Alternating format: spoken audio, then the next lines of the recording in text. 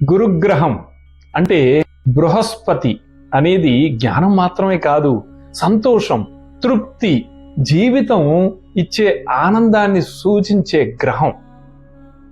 నమస్కారం.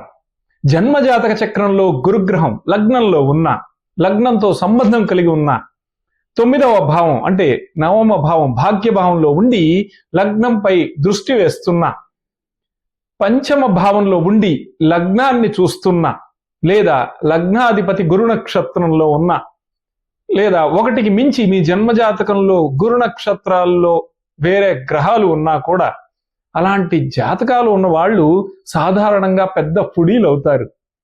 అంటే తిండి పుష్టి చాలా బాగుంటుంది, మంచి రుచిని గుర్తించే శక్తి, స్వీట్లు, సంపూర్ణ భోజనంపై ప్రేమ, తినడాన్ని ఒక ఆనందంగా అనుభవించే స్వభావం సహజంగా ఉంటుంది వీరికి.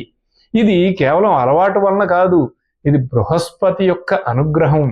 మీ జన్మజాతక చక్రంలో ఇలా ఉందా? మీ జాతకంలో గురువు లగ్నం నుండి ఏ భావంలో ఉన్నాడు? తప్పక కామెంట్ చేయండి.